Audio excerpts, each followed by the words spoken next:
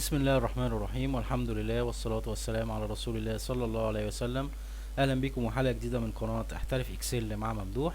النهاردة هنتكلم عن ازاي اقدر احسب الاجمالي بكذا طريقة مختلفة، ومدى تأثير الفلتر واخفاء الصفوف على هذه الطريقة اللي احنا هنستخدمها او الدالة اللي احنا هنستخدمها. لو هنا هنستخدم دالة صم اللي احنا عارفينها كلنا، هنقول يساوي صم.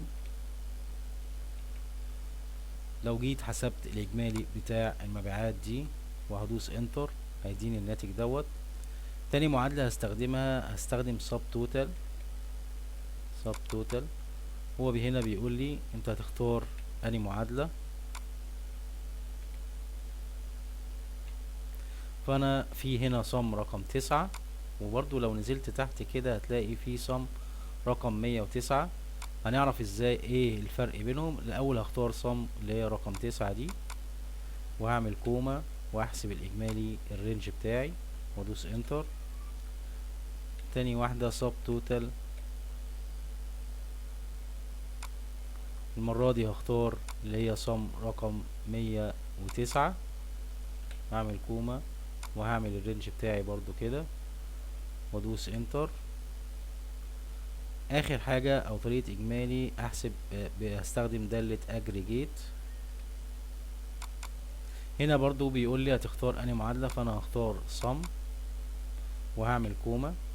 هيقول لي انت عايز تتجاهل ايه، تتجاهل مثلا اي اخطاء موجودة، تتجاهل الاخفاء الصفوف والاخطاء، تتجاهل اخفاء الصفوف بس، تتجاهل ما تتجاهلش شيء. انا هختار ignore hidden rows اللي هي رقم 5، وهعمل كوما وهعمل الرينج بتاعي كده وادوس انتر. هنا جاب لي كل الاجمالي بنفس الطريقة، الاجمالي ناتج واحد.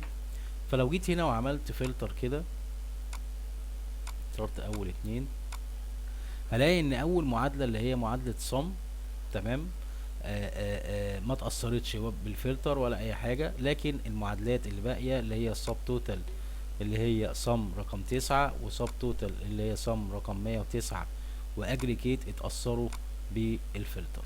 لو جيت هنا عملت كده ان فلتر تاني هترجع زي ما هي. لو جيت عملت هيدن لصف معين عملت كده، هبص الاقي ان صم او سب توتال اللي هي رقم 9 ما تأثرتش بإخفاء الصفوف، ولكن سب توتال اللي هي صم 109 اتأثرت بإخفاء الصفوف والفلتر. يبقى احنا كده عندنا صم العادية ما بتتأثرش بالفلتر ولا إخفاء الصفوف. صم أو سب توتال الخاصة بصم رقم 9 بتتأثر بالفلتر لكن ما بتتأثرش بالهيدن.